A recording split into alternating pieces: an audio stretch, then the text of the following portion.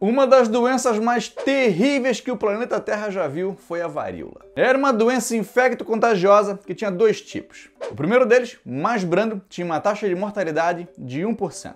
Mas a mais agressiva podia matar até 30% dos infectados. E, quando se sobrevivia, podia deixar cicatrizes na pele e as pessoas podiam até ficar cegas. Os sintomas iniciais podiam ser febre, mal-estar, vômito, mas logo evoluíam para erupções na pele que se transformavam em bolhas cheias de líquido. Não existia um tratamento que fosse realmente efetivo contra a varíola. O que se fazia era tentar amenizar a dor, evitar a coceira e cuidar dos sintomas, enquanto o corpo buscava combater o vírus. Estima-se que só no século XX ela tenha matado mais de 300 milhões de pessoas. Esse número pode chegar a 500 milhões. Isso é mais do que as duas guerras mundiais juntas. E essa é a doença que provavelmente mais matou gente no planeta. É sobre ela que a gente vai falar hoje. Toda semana o Vocalizando a História tá trazendo conteúdo para ti aqui no YouTube, mas a gente também existe fora dele. Aproveita para seguir a gente ali no Instagram, segue a gente no Twitter e confere também nosso material ali no TikTok. Se tu gosta de podcast, a gente tem um que é feito para ti e tu podes conferir, tanto nos agregadores de podcast quanto aqui no YouTube.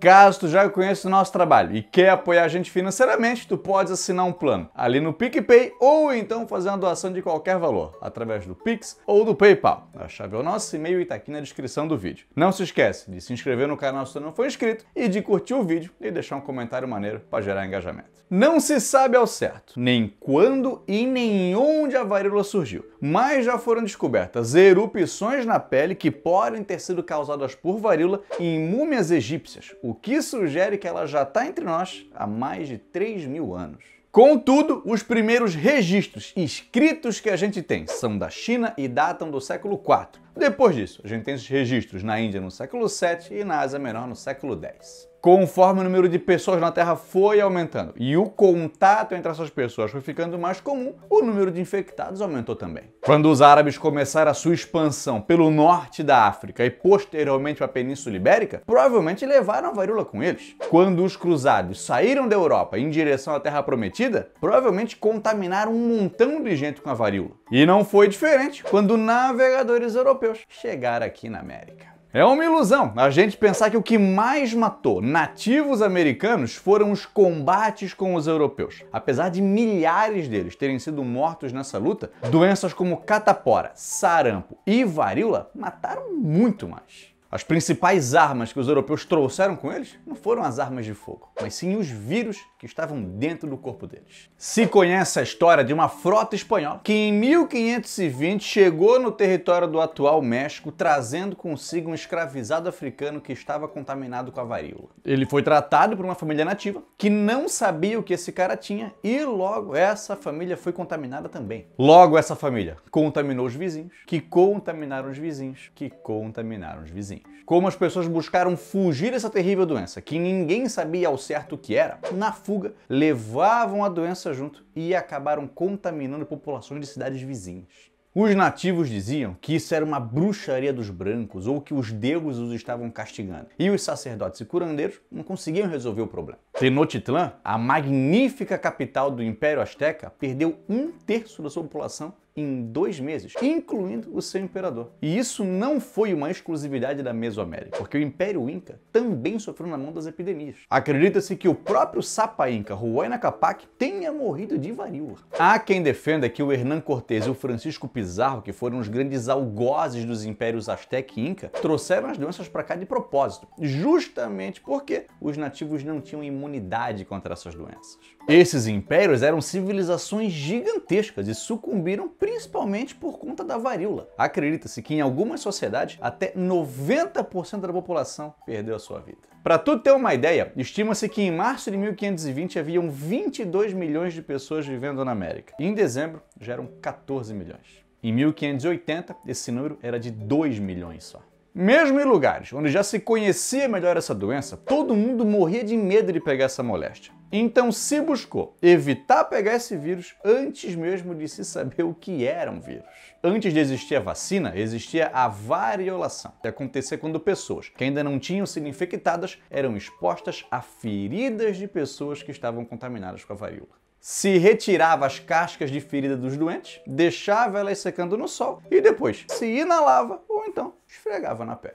Até quem diga que em outras culturas se engolia essa ferida. E apesar do resultado não ser o melhor do mundo, também não era ruim, porque as pessoas, apesar de ter febre e erupções na pele, tinham uma taxa de mortalidade muito menor do que aquelas que eram infectadas pela varíola naturalmente. Nojo comer ferida dos outros. Comer casca de ferida de varíola. Filhão, trouxe um negócio aqui pra ti. O quê? Não é a casca daquela dança que matou o cara ali. Mas um momento que mudaria a história ainda viria a acontecer. No final do século XVIII, o médico inglês Edward Jenner, que já sabia da variolação, ficou sabendo que trabalhadores rurais que ordenhavam vacas não pegavam a varíola. Eles até tinham alguns sintomas, mas de maneira bem branda, que não era agressiva aos seres humanos. O Jenner então fez a conexão. Essas pessoas pegavam a varíola da vaca e, por isso, não pegavam a varíola humana. A gente já contou essa história aqui, no nosso vídeo sobre a história da vacina. Mas, para resumir, o Jenner raspou a ferida da mão de uma ordenhadora e introduziu esse líquido em um menino de 8 anos, o filho do seu jardineiro. Passou um tempo, ele volta a ver o menino e dessa vez introduz nele o vírus da varíola. Só que como o menino já tinha sido exposto à varíola da vaca, o vírus da varíola não se desenvolveu no corpo dele. Em 1798, o termo vacina foi utilizado pela primeira vez. Em 1801, ele publicou seu trabalho sobre a origem da inoculação das vacinas, em tradução livre, onde ele resumiu as descobertas que fez depois de vários testes e experiências. E disse a seguinte frase: a aniquilação da varíola, o flagelo mais terrível da espécie humana, deve ser o resultado final dessa prática. E o cara acertou. E não foi porque todo mundo pegou essa doença e se imunizou, mas sim porque houve uma grande campanha mundial de vacinação. A gente que vive em um mundo sem varíola tem dificuldade para entender o que é conviver com uma doença que mata 300 milhões de pessoas em um século. Mas esse número não é pouca coisa não, cara. Foi aí que em 1959 a Organização Mundial da Saúde buscou organizar um movimento em escala mundial que visava acabar com essa doença. Mas sofreu com pouca grana, pouco pessoal, falta de engajamento de vários países e pouca vacina. Então esse projeto não vingou. Só que a OMS não desistiu. E em 1967 fez um novo planejamento e organizou uma série de ações e programas que visavam acabar com essa doença, principalmente na América do Sul, Ásia e África. Na Europa e na América do Norte, a doença já tinha sido erradicada na década de 1950, mas nos outros continentes ela ainda era um problema sério.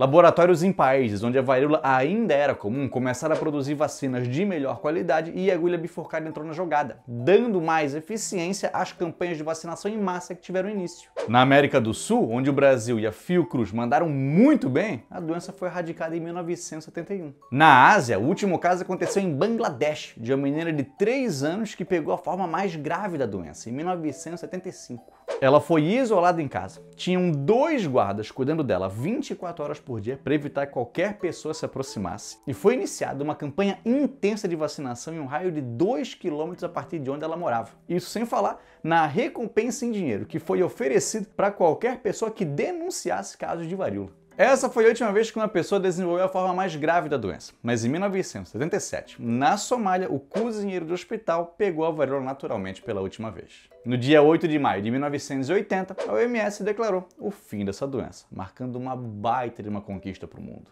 A varíola estava erradicada. Só que esse caso na Somália, infelizmente, não foi o último caso do mundo. Em Londres, em 1978, uma fotógrafa do Departamento de Anatomia da Birmingham Medical School se contaminou acidentalmente através dos tubos de ventilação. Isso porque ela trabalhava no mesmo corredor de onde se manipulava o vírus. Alguém vacilou grandão aí e o vacilo podia ter sido ainda maior. Hoje em dia o vírus é guardado em 2 lugares só. No Centro de Controle e Prevenção de Doenças, o CDC, em Atlanta, nos Estados Unidos, e no Centro Estadual de Pesquisa em Virologia e Biotecnologia, na Rússia. O que tem preocupado algumas pessoas no momento é a varíola do macaco, mas ela tem sido monitorada por órgãos internacionais e não se tornou uma grande preocupação ainda. É importante ficar atento às notícias de instituições sérias e que valorizam a ciência, mas também temos que saber que varíola e varíola do macaco são 2 doenças diferentes. A varíola dos macacos tem uma mortalidade muito menor e ela não é uma doença nova. Já se tem casos registrados desde 1970, principalmente na África Central e África Ocidental. A varíola é uma doença exclusiva do ser humano e antes da vacinação, milhões de casos aconteciam todos os anos. Existiam até hospitais específicos para essa doença e para isolar os seus pacientes e até enfermarias só para ela em outros hospitais. Essa doença não existir mais é uma coisa maravilhosa e tu não precisar se preocupar com a varíola é uma bênção que a gente só tem graças à vacinação. Vamos sempre nos lembrar dessa imagem, de um menino com varíola e de um menino vacinado. E lembrar que a vacinação é a melhor opção. A melhor opção também é tu se inscrever aqui no Vogalizando a História, cara. Faz esse vídeo chegar em um montão de pessoas, inclusive aquele teu amigo que não acha que vacina funcione. Mas diz pra ele não comentar nada aqui não. Se ele vem encher o saco aí não manda. Só manda a gente legal comentar aqui embaixo. A gente quer comentário gerando engajamento. Aproveita também pra já curtir esse vídeo e sugerir um tema que tu quer ver aqui no futuro. Um beijo, vamos se amar.